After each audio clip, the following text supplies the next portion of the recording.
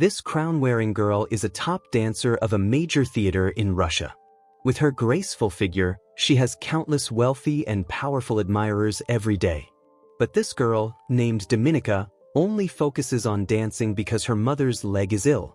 Dominika is forced to maintain her peak career status to get free physical therapy and housing provided by the theater. However, life is not always smooth sailing. While Dominika was dancing on stage as usual, her nightmare struck. Her leg was accidentally stepped on and broken by her dance partner. When Dominika woke up, she was in a hospital bed. Her leg was held together by metal pins, indicating she had just undergone surgery. Dominika understood that her dancing career was over. 3 months later, Dominika was discharged from the hospital, and she could walk on her own. When she returned home, she found a man in the house, her uncle Ivan, who came to visit them. Uncle Ivan was the deputy director of the intelligence agency, and due to his busy work, he rarely visited them. When Dominika made tea for Ivan, he offered to help her with work and left a document behind. After Ivan left, Dominika returned to her room to look at the document. She found a tape recorder and a stack of photos. The tape recorder contained a conversation between her male dance partner and another female dancer. It turned out that another female dancer coveted Dominika's position and had seduced her dance partner to plan the leg breaking to steal her position. Dominika, in anger, ran to the theater and found the couple in the bathroom. She then attacked them with a stick. Dominika then panicked and ran out of the theater, calling an ambulance as she feared causing fatalities. After that, she returned home and found her mother in pain on the floor. It turned out that the conservatory had stopped paying, so the nanny who always took care of her mother no longer came to work. To take care of her mother and stay in the city, Dominika decided to find her uncle Ivan to see if there were any opportunities. But Ivan, being a cunning man in the Russian intelligence agency, didn't help anyone for free, even if it was his own niece. She had to do him a favor first. Ivan told Dominika to go to a big hotel at 9 o'clock on Friday night, take a bath, put on a pre-prepared dress, and sit in the most eye-catching position in the bar lobby to attract the attention of the tycoon Dmitry, start a conversation with him, and go to the hotel room together, taking advantage of his inattention to swap his phone. But unexpectedly, Dmitry was very rough with her. Just as he was about to do something inappropriate, an assassin wearing a helmet appeared behind him and strangled Dmitry with a wire.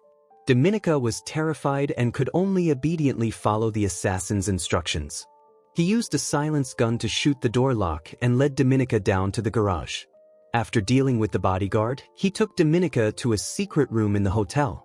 On a motorcycle, the assassin took off his helmet, revealing his true face at this moment. Ivan also entered the room. Ivan seemed to have turned into a different person, cold and ruthless. He said that because Dominika had seen the assassin in action and his face, she only had 2 choices. One was to be sent for professional training and become a Russian spy. The other was to lose her life. Right now, obviously, Dominika could only choose the first option. Before going to training, she went home to say goodbye to her mother, who only gave her one important piece of advice. With this Uncle Ivan, you must protect yourself and not block all your escape routes.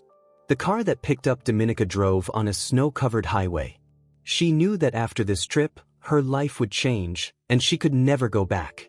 Dominika was taken to a harsh, cold land, the secret military school number 4 of Russia in Siberia. The female instructor who greeted her first gave her a copy of the school's rules. Under no circumstances should she reveal her real name or any other personal information. In the school, all students were called sparrows, and they were all young men and women sent from all over the country. One of the main lessons was how to find the opponent's weaknesses and exploit them. After the female instructor finished speaking, she called Dominika and another male student to the front and told them to strip naked in front of the whole class. Dominika looked at the female instructor in disbelief, but the female instructor told her that from the moment they were born, their bodies belonged to the country, and to repay the country, they had to forget their dignity and morals. In addition to learning to forget her dignity, Dominika also learned all kinds of skills, such as shooting, lockpicking, and tracking. Just like her uncle Ivan said, Dominika seemed to be born a good seed for espionage. Every subject was excellent. But because she was always outstanding, she made others envious and jealous. One day, while Dominica was taking a shower, a naked male student suddenly pushed her against the wall. This person had been dissatisfied with Dominica for a long time and wanted to conquer her by despicable means. But Dominica couldn't be easily conquered. She grabbed the steel squeegee and knocked him down. This incident led to the headmaster calling Dominica into his office, but strangely, he didn't blame her for hitting her classmate. But the female instructor didn't let it go. In class, she called Dominica up and then called the male student she defeated. She told Dominica to give him what he really wanted. The opponent told Dominica to turn around, but she refused. She directly took off all her clothes in front of him. Seeing Dominica being so frank, he lost his desire to possess her, put on his pants, and left like a loser. In fact, Dominica had seen that what this guy wanted was power. The headmaster felt that this student had mastered the art of reading other people's minds, so he let her graduate and sent her back to Russia. As soon as Dominica returned home, Ivan's phone call came. Dominica then went to a restaurant to meet Ivan. He gave her her first mission.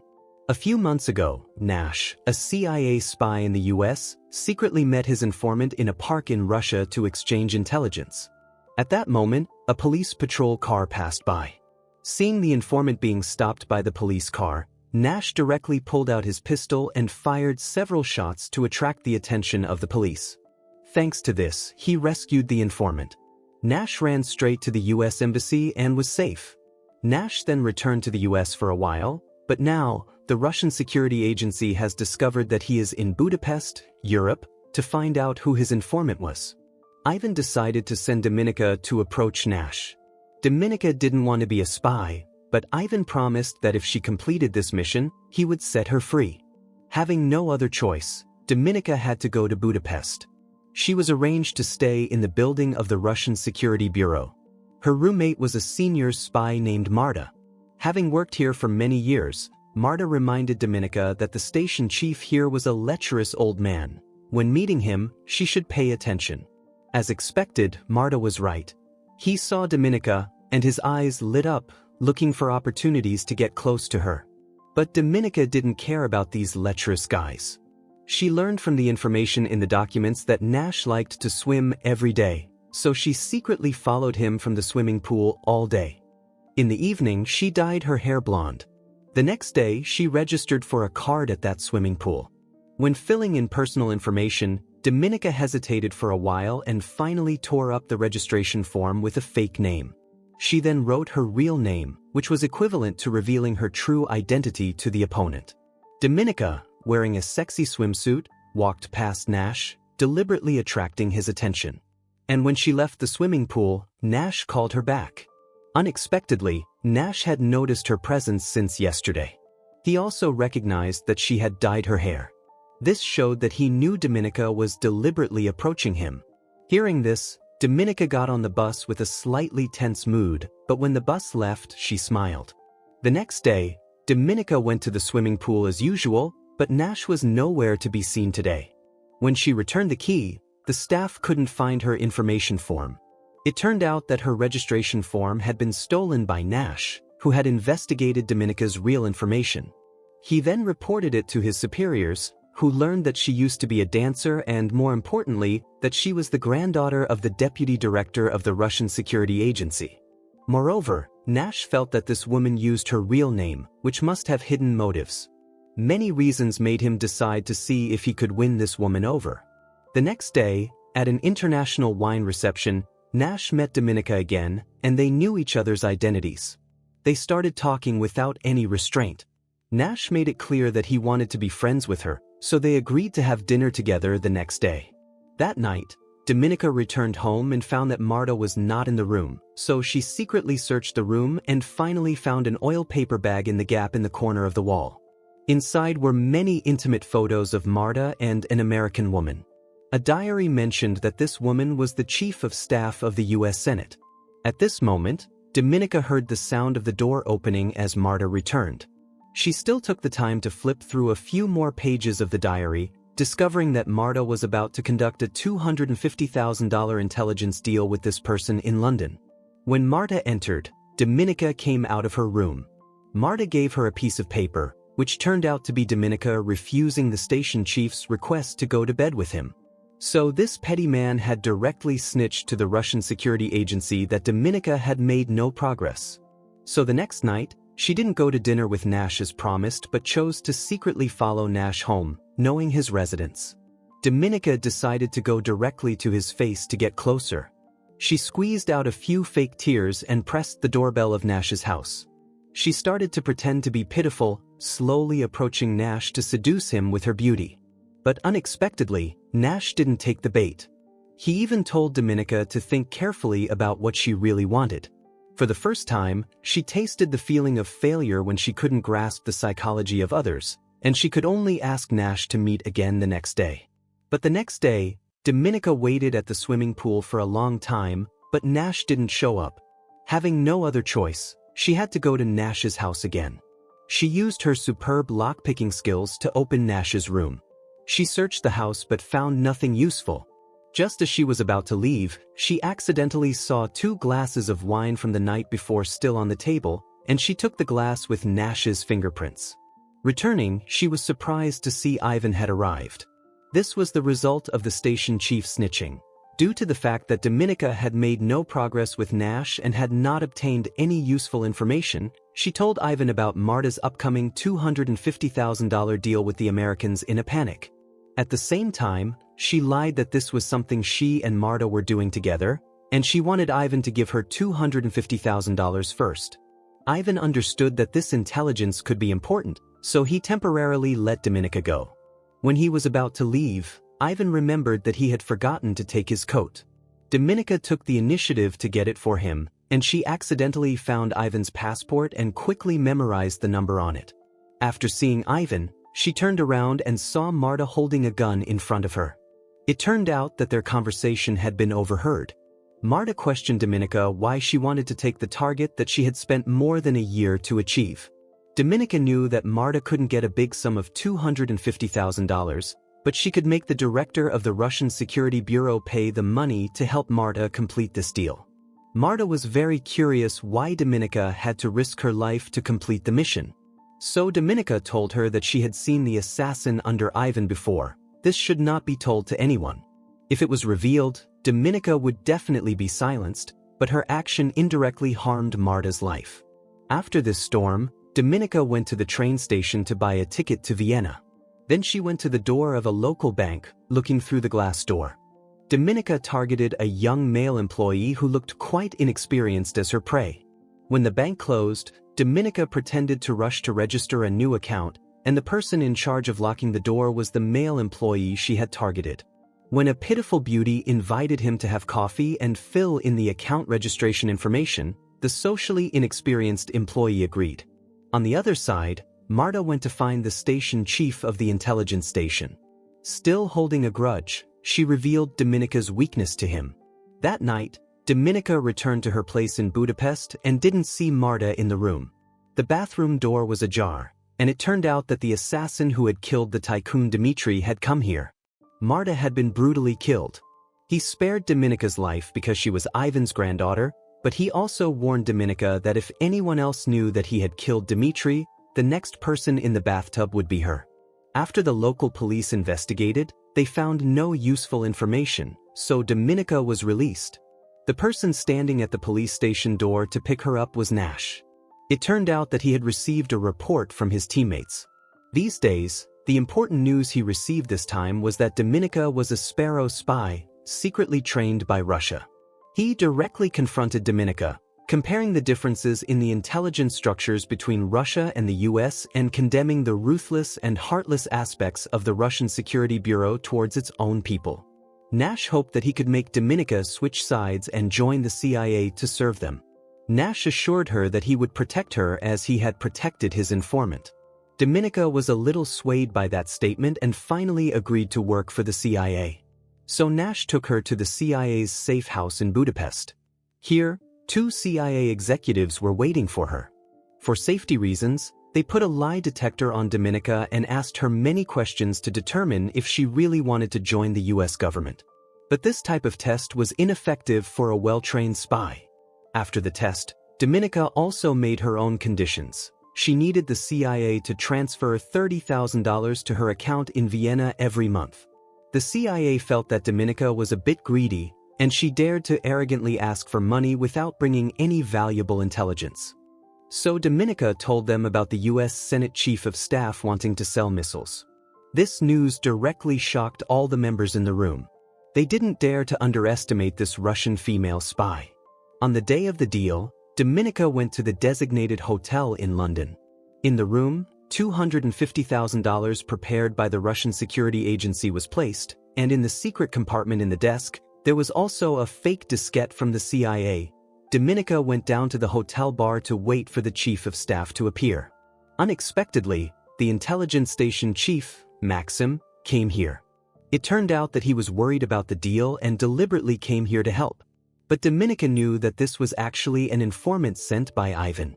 Dominika saw Maxim and angrily chased him into the room. A moment later, the chief of staff, Stephanie, arrived. Dominika went to sit next to her first and introduced herself as the dealer today. Stephanie, seeing that it wasn't Marta, became wary and was about to leave the hotel. But Dominika had thoroughly investigated her opponent. She knew that Stephanie was in dire need of money, so she persuaded Stephanie to go to the transaction room with her. Seeing a bag full of money, Stephanie was no longer wary. She gave Dominika the diskette containing the missile information. When Dominika went to open the secret compartment under the desk, she started to swap the diskettes, but the operation time was a bit long, which made Maxim suspicious. The CIA employee who was still observing in the next room couldn't sit still anymore, so she rushed over to ring the doorbell of Dominika's room, thus luring Maxim out to open the door, pretending to be a hotel manager asking for customer reviews. Thanks to this, Dominika had more time to act. Finally, she successfully pulled off the switch. Dominika had completed the deal with Stephanie and, before leaving, told her to leave in an hour. But as soon as Dominika left, Stephanie immediately took the bag of money and left the hotel. While waiting for the traffic light, she lit a cigarette and accidentally noticed that both sides had CIA agents following her. Stephanie panicked and threw the bag of money into the trash, then she staggered across the street, unexpectedly being hit by a truck and killed.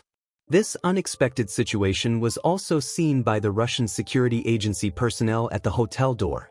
He hurriedly called back to report. Maxim received the call and immediately told the driver to go straight to the airport. He told Dominika that the director of the Russian security agency wanted to congratulate them, so he decided to fly back to Moscow immediately. Then he asked for Dominika's diskette and passport. She realized the danger signal, but at this time, she could only pretend to be calm. At the same time, Nash had obtained the diskette from the hotel and was about to leave when he received a call from his superiors. Hearing about Stephanie being hit by a car and killed, Nash knew that this situation would definitely affect Dominika's life. He hurriedly drove to the airport, hoping to save her. He caught up with Dominika, who was queuing to enter the waiting area. Dominika turned around and saw Nash, but she shook her head at him, signaling him not to act rashly. Nash could only be completely powerless because he knew that Dominika's trip was likely to be dangerous. Returning to the Russian security headquarters, an interrogator asked Dominika if she had leaked information to the Americans. Dominika, of course, would never admit it, even if she was beaten to death. Seeing her stubbornness, Ivan called to directly order the use of torture on his granddaughter. Dominika was stripped naked and locked in a cell, cold water continuously poured over her. Then she was taken to the interrogation room again. The question remained the same, but Dominika still didn't admit it. This time, she had to endure extremely painful beatings. Then they showed Dominika a video, and Maxim, who came back with her, had been executed. The interrogator pulled out a gun behind her and asked the question one last time, but Dominika still didn't admit it. The trigger was pulled, but the gun had no bullets. At this moment, Ivan appeared in front of Dominika and told her to tell the truth, but Dominika said everything she did was to complete the mission. She did it just to gain the trust of the Americans and finally get the information. Ivan couldn't refute it. A sparrow doing anything to complete the mission was normal. Seeing his pitiful niece, Ivan gradually softened, so Dominika was temporarily released. When Ivan reported the situation to the director, Both the director and the headmaster felt that Dominika was deceiving Ivan. This put pressure on Ivan, and he said that if he found evidence of Dominika's betrayal, he would definitely eliminate her himself. At this time, Dominika returned to Budapest and went back to Nash's side. She knew that Nash would not reveal the informant's name, so in the end, she would definitely die. Dominika wanted to think of being protected and asked for more money.